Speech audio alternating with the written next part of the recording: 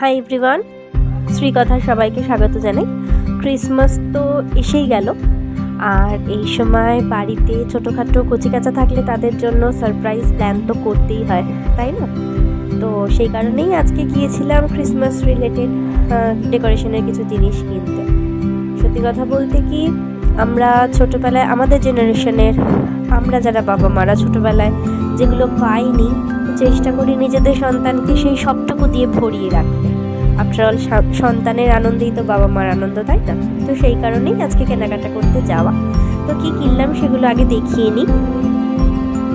Christmas tree ছিল, সেগুলো ডেকোরেশনের জন্য ছোট ছোট বল, তারপর স্টার, বেলস, মেরি ক্রিসমাস লেখা ছোট্ট স্যান্টা, উইশ, মোজা, সমস্ত কিছুই কিনেছিলাম।